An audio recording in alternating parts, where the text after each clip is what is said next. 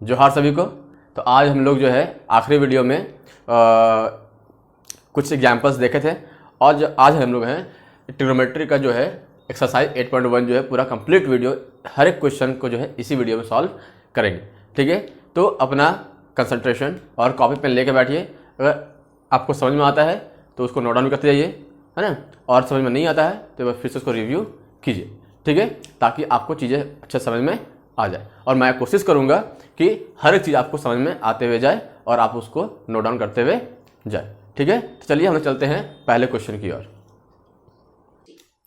तो हमने यहाँ पर पहला सवाल लिख लिया है, आप यहाँ पे फोकस कीजिएगा और समझने का प्रयास कीजिएगा। ठीक है, लिखा हुआ क्या है, in triangle ABC right angle at B. चलिए हम लोग फिगर बनाते हुए चलते हैं और समझते हुए चलते हैं। क्या बोलता है, इन राइट ट्रायंगल ABC जिसमें 90 डिग्री कहाँ पर है, बी के पास है। ठीक है, मैंने बनाया एक राइट एंगल ट्रायंगल, ठीक है, जहाँ पर ABC और राइट एंगल कहाँ पर है, बी के पास है। ठीक है, तो in triangle ABC right angle at B, AB is equal to 24 centimetre and BC is equal to 7 centimetre. AB क्या है हमारे पास, AB है 24 सेंटीमीटर और BC है 7 सेंटीमीटर। तो बोलता है डिटरमाइन, पहला क्वेश्चन क्या बोलता है, साइन A और कॉस A। अब देखिएगा इसमें पहला क्वेश्चन में साइन A और कॉस A की बात की है और दूसरा क्वेश्चन में साइन C और कॉस C की बात की है। ऐसा क्यों, यहां देखिएगा जब साइन A की बात करें यानी कि एंगल A की बात कर रहा है तो एंगल A के लिए आपका जो परपेंडिकुलर और बेस होगा वो अलग होगा और एंगल C के लिए जो आपका परपेंडिकुलर और बेस होगा वो क्या होगा, आपका अलग होगा। तो आप बताइए कि एंगल A के लिए जो है वो परपेंडिकुलर कौन सा है, तो आपको पता होगा कि एंगल के जस्ट अपोजिट का साइड जो होता है वो परपेंडिकुलर होता है। यानी एंगल A की जब बात करेंगे तो ये मेरा परपेंडिकुलर हो जाएगा और ये इसका क्या हो जाएगा, बेस हो जाएगा। यानी कि the side which is adjacent, adjacent मतलब बगल वाला। तो एंगल A के बगल में कौन सा साइड है, ये तो आपका हाइपोटेनस है, क्योंकि पता है कि राइट एंगल के अपोजिट का साइड जो है वो कहलाता है हाइपोटेनस। ये बात पता है आपको, है ना, कि राइट एंगल के अपोजिट का साइड जो होता है वो होता है आपका क्या, हाइपोटेनस। ठीक है, और आपका जो एंगल है उसके जस्ट बगल का साइड आपका बेस कहलाता है और उसके अपोजिट का साइड कहलाता है आपका परपेंडिकुलर। ठीक है, तो एंगल A के लिए परपेंडिकुलर ये होगा और बेस ये होगा, है ना। बट क्या है कि एंगल C के लिए जो है, एंगल C के अपोजिट में होता है आपका परपेंडिकुलर, यानी कि AB आपका परपेंडिकुलर होगा किसके लिए, एंगल C के लिए, और इसका बेस क्या होगा, बेस होगा इसका BC। यानी कि एंगल A और एंगल B के लिए रिस्पेक्ट में आपका परपेंडिकुलर और बेस क्या हो जाएंगे, बदल जाएंगे। ठीक है, तो उसी के आधार पर हम यहाँ पे क्वेश्चन को सॉल्व करने वाले हैं। तो आप यहाँ बताइए कि साइन A अगर आपको निकालना है, साइन A अगर निकालना है तो आप पहले ये लिख लीजिए, गिवन क्या आपके पास, तो आपके पास गिवन है, गिवन क्या है कि AB is equal to 24 centimetre and BC is equal to 7 centimetre, ये वो गिवन है।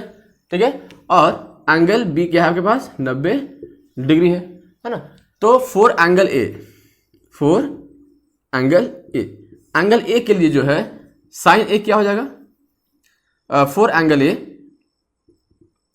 परपेंडिकुलर इक्वल टू क्या जाएगा आपके पास, एंगल A के लिए परपेंडिकुलर है BC, क्या है, BC, जो कि 7 सेंटीमीटर के बराबर है। और एंगल A के लिए जो बेस आपका क्या है, AB है, क्या है, एंगल A के लिए आपका जो बेस है आपका क्या है, AB है। यानी कि B is equal to AB is equal to 24 centimetre. तो आपका यहाँ पे क्या निकालना होगा, तो इससे पहले एक काम और कर सकते हैं कि AB गिवन है, BC गिवन है, आप पहले ही क्या कर लीजिए, हाइपोटेनस फाइंड कर लीजिए। ठीक है, हाइपोटेनस आप पहले ही फाइंड कर लीजिए, ये नहीं करते। तो हम लोग AC पहले ही निकाल लेते हैं, किस थ्योरम से, तो पाइथागोरस थ्योरम से। तो AB का स्क्वायर और प्लस BC का स्क्वायर, यानी कि अंडर रूट AB कितना के पास 24 का स्क्वायर आ जाएगा और BC कितना के पास 7 का स्क्वायर आ जाएगा, यानी कि अंडर रूट यहाँ पे आ गया 576, क्योंकि आपका स्क्वायर कितना होता है 24 का 576 और 7 का स्क्वायर कितना होता है 49 होता है। तो अंडर रूट ये आपका आ जाएगा 625। तो इसको जब स्क्वायर हटाइएगा आपके पास आएगा 25। ठीक है, तो AC कितना आ गया आपके पास, AC आ गया 25 सेंटीमीटर। ठीक है, आई होप यहाँ तो कोई दिक्कत नहीं हुआ।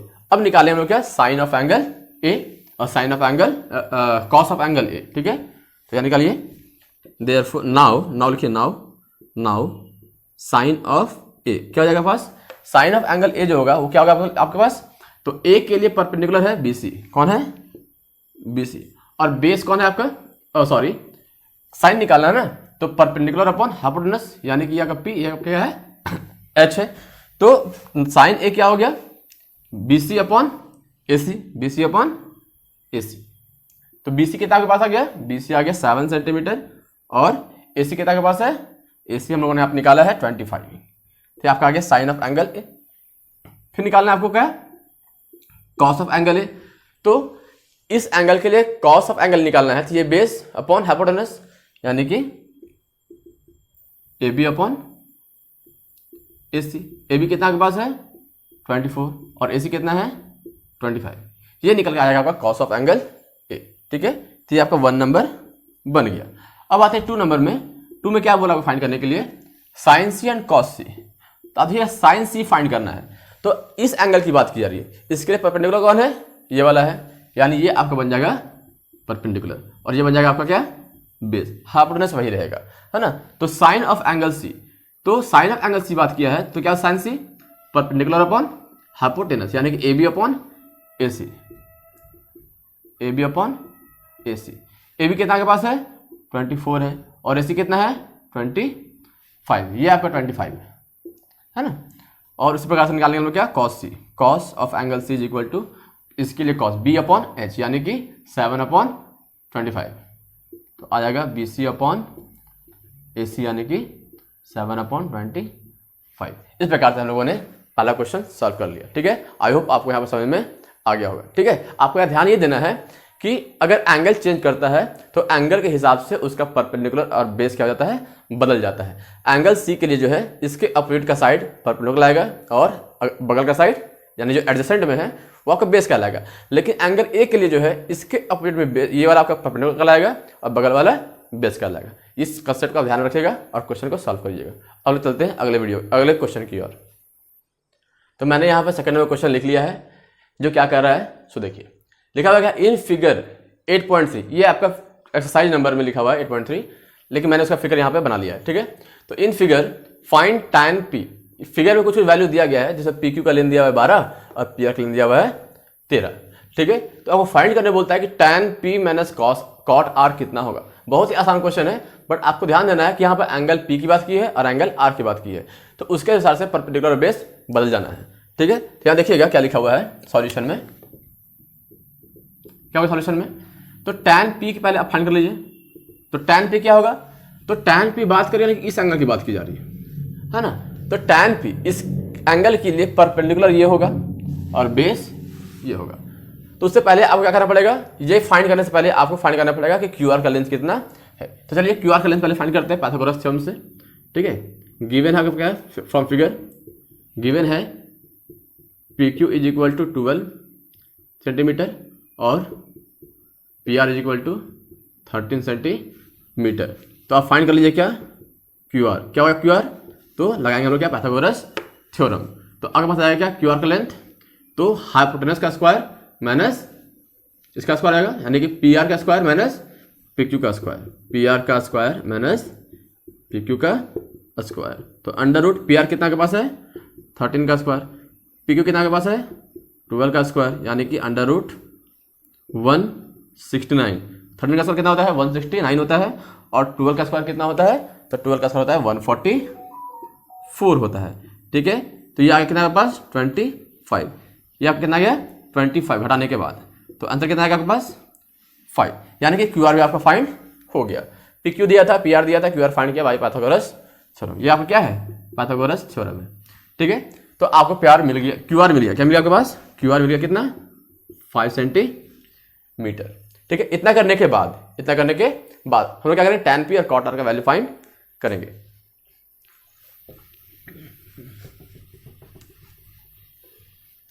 तो देखिए यहाँ पे tan p क्या होगा, तो एंगल p के लिए परपेंडिकुलर ये है, बेस ये है, तो tan p क्या होगा Q R upon P Q, Q R upon P Q. Q R कितना है 5 और पी क्यू कितना आपके पास है 12, कोई दिक्कत। उसी प्रकार से हम क्या करेंगे कॉट आर फाइंड कर लेंगे, कॉट आर यानी कि एंगल इस एंगल की बात की जा रही है, तो इस एंगल के लिए परपेंडिकुलर और बेस क्या होगा, बदल जाएगा।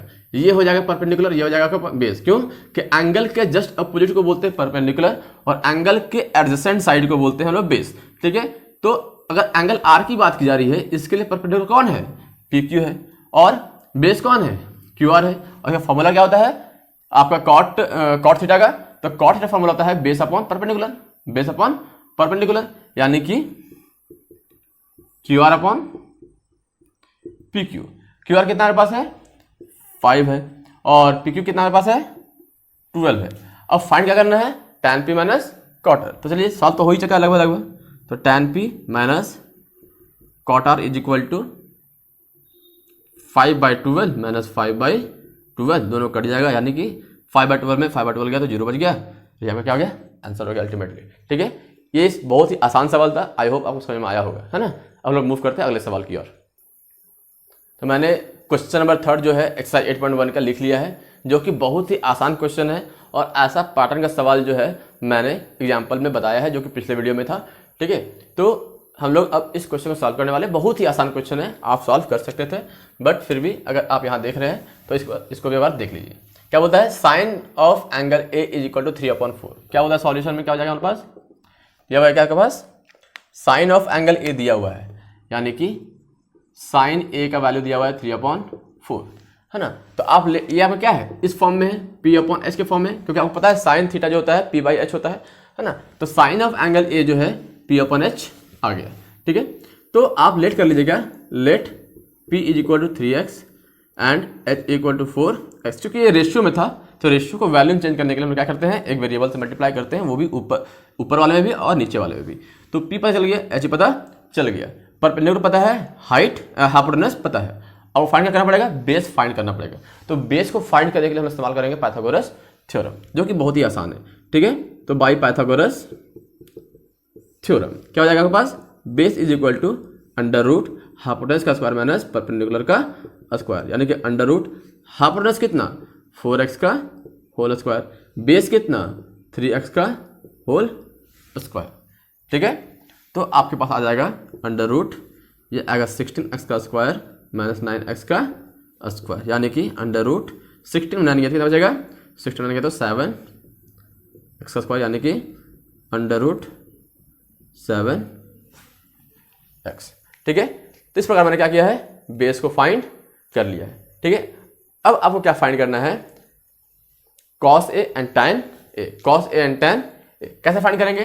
तो आपको cos a फाइंड करने के लिए आपको पता है इसका होता है formula base upon hypotenuse, base upon hypotenuse. तो बेस का वैल्यू कितना लाया हम लोगों ने, √7x, क्या लाया √7x, और हाइपोटेनस कितना हमारे पास है 4x है, तो आ जाएगा 4x, x से x कैंसिल आउट होगा, हो जाएगा √7/4। cos a का वैल्यू फाइंड हो गया। अब फाइंड करना है किसका, tan a का।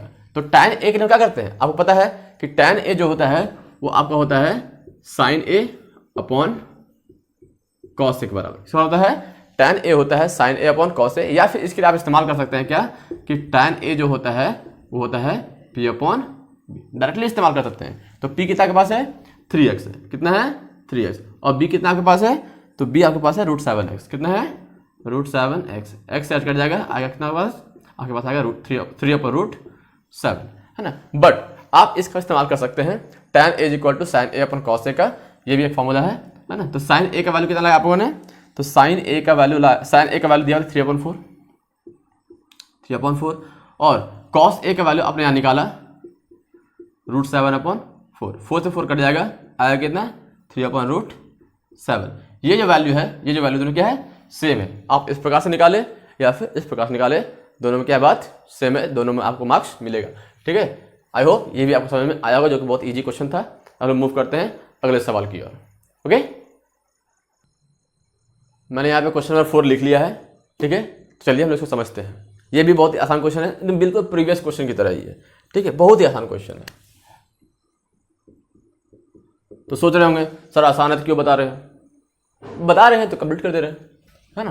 तो देखिए यहाँ पे लिखा हुआ है क्या, गिवन क्या है आपके पास, गिवन है 15 cot a is equal to 8। ठीक है, अब जो है आप इसको देख के कंफ्यूज हो गए होंगे कि सर 15 cot a का वैल्यू 8 दिया हुआ है, है ना। तो आप क्या कीजिए, यहाँ जो इसके साथ 15 मल्टीप्लाई में है उसको ले इधर डिवाइड में, तो क्या हो जाएगा आपके पास cot a is equal to 8/15।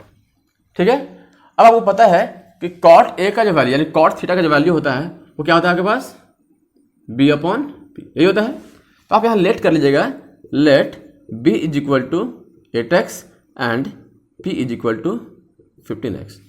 अब आपके पास है क्या नहीं है, तो आपके पास हाइपोटेनस नहीं है, यानी कि आपके पास हाइपोटेनस नहीं है। ये आपका अगर ट्रायंगल है ना, अगर आपका ये एंगल ए है, ये बी है, ये सी है, तो आपको मिल गया है क्या cot a, यानी कि cot a का value base upon perpendicular value मिल गया है, यानी बी कितना के पास है b, यानी कि बेस 8x है और परपेंडिकुलर कितना है 15x है। आपके पास हाइपोटेनस का वैल्यू पता नहीं है, तो पहले हम लोग उसको फाइंड करेंगे बाय पाइथागोरस थ्योरम। बार बार यूज कर रहे हैं हम लोग, आपके दिमाग में बैठ गया होगा।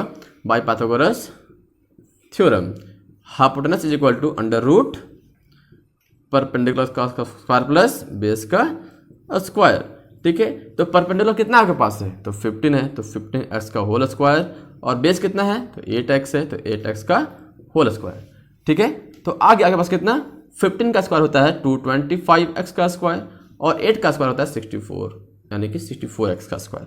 ऐड कीजिए, कितना आएगा, ऐड कीजिएगा तो 5 + 4 9, 6 + 2 8, और यहाँ पर 2x का स्क्वायर, यानी कि 289 का स्क्वायर।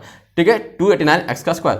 अब आपको पता होगा कि 289 जो है वो किसका स्क्वायर है, तो 289 जो है आपका 17 का स्क्वायर। किसका है, 17 का स्क्वायर है, यानी कि आपका जो h का वैल्यू आएगा वो आएगा कितना 17x, कितना आएगा 17x, यानी कि आपके पास बेस भी मिल गया 8x, परपेंडिकुलर भी मिल गया 15x, और आपके पास हाइपोटेनस भी अब है, यानी कितना है वो 17x के बराबर है। ठीक है, तो अब क्या फाइंड करना है, बहुत ही आसान है। अब ये तो आप चुटकी में कर लीजिए, चुटकी में। ठीक है, fine A and sec A, therefore sine A is equal to perpendicular upon hypotenuse, यानी कि p का वैल्यू आपके पास जो है 15x है, और h का जो वैल्यू आपके पास है 17x, कितना है 17x, x से कट गया, बचा कितना आपके पास 15/17, और आपके पास आता है फिर क्या सेक a का वैल्यू। तो सेक a का वैल्यू क्या होगा, तो सेक a का वैल्यू के लिए आपके पास होता है क्या h/b, यानी कि हाइपोटेनस अपॉन बेस। कॉस का क्या होता है बेस अपॉन हाइपोटेनस, और जस्ट उल्टा होता है सेक a का जो होता है हाइपोटेनस अपॉन बेस। ठीक है, उल्टा। ठीक है, कॉस का होता है बेस अपॉन हाइपोटेनस, और सेक का होता है hypotenuse upon base.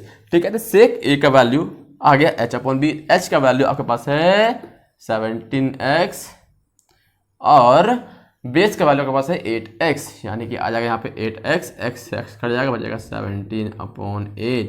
In this way we also have completed this question, है ना। आई होप आपको समझ में आ गया होगा। अब हम लोग चलेंगे क्वेश्चन नंबर 5 की ओर। Okay, so let's move. तो मैंने यहाँ पर क्वेश्चन 5 लिख लिया, जो कि बहुत ही आसान है, ऐसा क्वेश्चन मैंने एग्जाम्पल में बताया है, और टॉपिक जब डील कर रहा था ना ट्रिग्नोमेट्रिक रेशियो, उस समय भी मैंने बताया। ठीक है, तो चलिए इसको दोबारा से देखते हैं। अगर वो आप वीडियो नहीं देखे होंगे तो यहाँ पर भी देख के आप समझ सकते हैं, जो कि बहुत ही आसान ही सवाल है और खुद से बनने योग्य भी है, लेकिन फिर भी देख लीजिए अगर आपसे नहीं बन रहा तो। ठीक है, सॉल्यूशन क्या बोलता है कि सेक थीटा जो आपको दिया गया है, सेक थीटा आपके पास दिया गया है 13/12। ठीक है, सेक थीटा आपको दिया गया कितना 13/12 दिया हुआ है, और आपको फाइंड करना है all the other trigonometric ratio. तो आपको पता है टोटल जो है 6 ट्रिग्नोमेट्रिक रेशियो है। कौन कौन से है, तो साइन है, कॉस है, कॉसेक है, सेक है, टैन है, और कॉट है। ये आपके 6 ट्रिग्नोमेट्रिक रेशियो हैं जो बाकी आपके फाइंड करना है, यानी sine theta, cos theta, cosec theta, sec theta, tan theta और कॉट थीटा आपको फाइंड करना है। ठीक है, तो चलिए हम फाइंड करते हैं, क्योंकि आपको दिया गया क्या सेक थीटा का वैल्यू जो है 13/12 के बराबर, और हम लोग लेट करेंगे। ये आपका आप पढ़े होंगे कि सेक थीटा जो होता है वो होता है आपका h/b, यानी आपका ये क्या है h/b के बराबर है। तो हम यहाँ लेट करेंगे क्या कि let h is equal to 13x and b is equal to 12x। अब फिर से वही कहानी लगाइए पाइथागोरस थ्योरम और निकालिए आप परपेंडिकुलर। क्या निकालिएगा परपेंडिकुलर, है ना। तो बाई पाइथागोरस थ्योरम क्या हो जाएगा आपके पास परपेंडिकुलर वैल्यू, तो P is equal to under root hypotenuse का स्क्वायर माइनस बेस का स्क्वायर। ठीक है, तो अंडर रूट परपेंडिकुलर कितना आपके पास, हाइपोटेनस कितना है 13x का होल स्क्वायर और बेस कितना है तो 12x का होल स्क्वायर। तो अंडर रूट आएगा 13x का स्क्वायर यानी कि 169x का स्क्वायर माइनस 12x का स्क्वायर यानी कि 144x का स्क्वायर।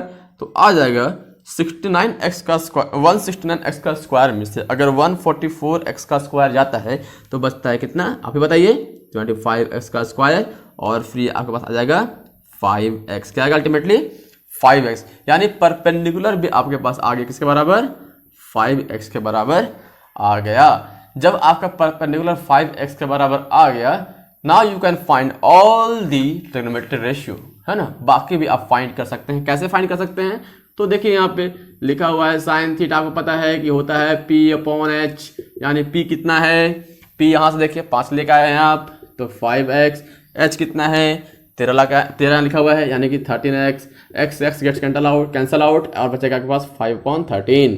ठीक है, फिर आते हैं लोग कॉसेक थीटा। आपको पता है कॉसेक थीटा जो होता है वो होता है 1/sin थीटा, यानी कि कॉसेक जो होता है वो साइन का रेसिप्रोकल होता है। ठीक है, तो चलिए ये क्या जाएगा इसका जस्ट उल्टा यानी कि 13/5, है ना। और फिर आते हैं लोग इसमें कॉस थीटा। आपको पता होता है क्या आपके पास कॉस थीटा जो होता है वो सेक का उल्टा होता है यानी कि 1/sec थीटा। जब इसको उल्टेंगे क्या आएगा आपके पास 12/13, कोई दिक्कत नहीं है। अब आते हैं किसमें हम लोग tan थीटा में। tan थीटा क्या होता है sin theta by cos theta, यानी कि sin theta by cos theta is equal to sin theta कितना होता है, तो sin थीटा को दिया वैल्यू कितना 5/13 और cos थीटा कितना है 12/13, 13 से 13 कट जाएगा, बचेगा 5/12। ठीक है, ये आपका आ गया tan थीटा का वैल्यू, है ना। अब आते हैं लोग cot थीटा में। किसमें cot थीटा में। आपको पता होगा cot थीटा जो होता है वो होता है tan थीटा का रेसिप्रोकल, तो 1/tan थीटा इक्वल टू इसका रेसिप्रोकल यानी उलट जाएगा, ये बचेगा 12/5। ठीक है, in this way I have found all the trigonometric ratio, है ना, इफ वन हैव गिवन। अगर एक आपको दिया गया है तो बाकी के भी आप फाइंड कर सकते हैं, and this is the process. I hope आपको समझ में आया होगा और बहुत इजी लगा होगा और आप इसको खुद से भी सॉल्व कर सकते हैं। ठीक है, चलिए हम चलते हैं इसके अगले सवाल की ओर, ओके, जो कि थोड़ा इंपॉर्टेंट भी है। तो मैंने यहाँ पे क्वेश्चन नंबर 6 लिख लिया है ना, और आप भी हो सकता है किताब लेकर बैठे होंगे उससे देख रहे होंगे कि क्वेश्चन नंबर 6 क्या है। लिखा हुआ है क्या, if angle A and angle B are acute angle. Acute angle क्या होता है, जो 90 से कम होता है। ठीक है, तो ए और बी जो है वो क्या है एक्यूट एंगल है। कोई एक ट्रायंगल होगा जिसमें ए और बी क्या होगा एक्यूट एंगल होंगे, सच दैट कॉस ए और कॉस बी जो है आपस में बराबर है ना, यानी ए और बी जो है किसी एक ही ट्रायंगल का एंगल है। ठीक है, और कॉस ए जो है कॉस बी के बराबर, यानी cos of angle A is equal to cos of angle B, then so that angle A is equal to angle B. यानी बोल क्या रहा है, बोल ये रहा है कि अगर आपको दिया गया है cos A is equal to cos B, ये दिया आपको, अगर cos A is equal to cos B दिया हुआ है तो आपको फाइंड करना है, क्या फाइंड करना है कि एंगल ए जो होगा वो एंगल बी के बराबर होगा। ये आपको करना है, प्रूफ करना है। चलिए कैसे प्रूफ होता है हम समझने का प्रयास करते हैं। ये आपको गिवन है, ये आपको प्रूफ करना है। ठीक है, जहां पर ए और बी क्या है एक्यूट एंगल यानी कि 90 से कम वाले एंगल। ठीक है, 90 से कम वाले एंगल। तो पहले हम लोग राइट एंगल, एक हम लोग राइट एंगल ट्रायंगल बना लेते हैं, ए बी सी। ठीक है, मैंने बना लिया है एक राइट एंगल ट्रायंगल जहां पर एंगल ए और एंगल बी एक्यूट है। एंगल बी यहाँ क्यों नहीं लिया, क्योंकि ये तो 90 है और 90 बराबर क्या होता है राइट एंगल होता है, एक्यूट एंगल नहीं होता, इसलिए एंगल बी मैंने यहाँ पे लिया। ठीक है, तो एंगल ए और एंगल बी क्या है एक्यूट एंगल है। ठीक है, और फिर उसमें हमको दिया गया है कॉस ए बराबर कॉस बी, है ना, कॉस ए बराबर कॉस बी। तो हमको करना क्या होगा, तो पहले कॉस ए फाइंड कर लेना होगा, कॉस बी भी फाइंड कर लेना होगा। और जब cos A cos B find कर लेंगे उसको इक्वल दिखाएंगे, उसके बाद हम लोग आगे प्रोसीड करेंगे और समझने का प्रयास भी करेंगे। ठीक है, तो चलिए कॉस ए क्या होगा हमारे लिए, तो यानी कि इस एंगल की बात कीजिए, पहले इस एंगल के रेस्पेक्ट में देखते हैं, है ना। तो इस एंगल के लिए गिवन क्या है आपके पास पहले गिवन नहीं लिखते हैं, गिवन यही है, गिवन है angle A and angle B are acute angles, है ना, such that cos A is equal to cos B, ये आपको गिवन है, ठीक है। तो आपको करना क्या है, सबसे पहले cos A फाइंड कर लेना है। नाउ cos A कितना आ जाएगा, तो cos A का बात की जा रहा है, तो देखिए cos A यानी कि इस एंगल की बात की जा रही है, एंगल A की बात की जा रही है, और एंगल A की बात की जा रही है, इसके लिए परपेंडिकुलर कौन है, ये है, बेस कौन है, ये वाली है, क्योंकि the side adjacent to the angle is called base and the side opposite to the angle is called perpendicular. तो इसके लिए परपेंडिकुलर कौन है, एंगल ए के लिए, तो एंगल ए के लिए परपेंडिकुलर ये वाली साइड BC, और बेस कौन सा है, AC, और हाइपोटेनस पता है लॉन्गेस्ट साइड होता है हमारा, ठीक है। तो ACB आपका राइट एंगल ट्रायंगल, जहां पर आपका इस एंगल के रेस्पेक्ट में बेस हो गया आपका AC और हाइपोटेनस हो गया AB, ठीक है। तो cos A का वैल्यू क्या हो जाएगा, तो cos A का वैल्यू होता है B/H, यानी कि हो गया AC अपॉन AB, ठीक है, AC अपॉन AB आपका हो गया। इसी प्रकार से आप क्या कीजिएगा कि cos B का वैल्यू फाइंड कीजिएगा। तो जब cos B का वैल्यू फाइंड करेंगे तो इस एंगल के रेस्पेक्ट में मैंने देखा कि बेस ये था और हाइपोटेनस ये था और परपेंडिकुलर ये था, ठीक है। लेकिन जब इस एंगल की बात करेंगे तो इस एंगल के रेस्पेक्ट में जो आपका है परपेंडिकुलर और बेस बदल जाएगा, यानी कि ये आपका हो जाएगा परपेंडिकुलर और ये आपका हो जाएगा बेस, ठीक है। तो क्या आपके पास आएगा cos B का वैल्यू, तो cos B का जो वैल्यू आएगा वो आएगा B अपॉन H, यानी कि BC अपॉन AB, ठीक है। अब चूंकि अकॉर्डिंग टू क्वेश्चन सवाल ये बोला है कि cos A जो है वो cos B के बराबर है, क्या है, cos A cos B के बराबर है, ठीक है। तो cos A cos B के बराबर है, तो इसका वैल्यू पुट कीजिए, यहाँ से 1 ले लीजिए, इसको 2 ले लीजिए और पुट कीजिए, तो आएगा AC upon AB is equal to BC upon AB। आप देख पा रहे होंगे कि दोनों के जो नीचे बेस में डिनोमिनेटर में है AB है, इसको काट देंगे हम लोग, है ना, काट दिया, तो आ गया आपके पास क्या, AC is equal to BC, क्या है आपके पास, AC is equal to BC, यानी कि ये जो साइड आपका है और ये जो साइड आपका है वो क्या आपस में बराबर है। और आप पढ़े होंगे क्लास 9th में ही कि the angle opposite to the equal sides are equal, यानी कि अगर साइड किसी भी ट्रायंगल में दो साइड इक्वल है, यानी BC और AC इक्वल है, तो किसी साइड में अगर दो साइड इक्वल है तो उसके अपोजिट का एंगल भी क्या होता है, इक्वल होता है। यानी कि अगर दो साइड इक्वल यानी आइसोसेलेस ट्रायंगल, और आपको पता है कि आइसोसेलेस ट्रायंगल का बेस एंगल क्या होता है, इक्वल होता है, यानी कि विच इंप्लाइज, है ना, since AC is equal to BC therefore angle B is equal to angle A, और इसी को लिख सकते हैं angle A is equal to angle B, ठीक है। In this way we have solve this question, क्योंकि हमें प्रूफ ही करना था कि एंगल A और एंगल B अगर एक्यूट एंगल है और आपको cos A बराबर cos B दिया हुआ है, तो आप फाइंड कीजिए एंगल A और एंगल B बराबर होगा, ये दिखाइए आप। तो मैंने दिखा दिया, आई होप आपको समझ में आ गया होगा, ठीक है। एक्सरसाइज का, ठीक है, इस एक्सरसाइज के जो बाकी जो क्वेश्चन है 4 मैं उसको अगले वीडियो में लेकर आऊँगा। आज के लिए इतना ही, थैंक यू।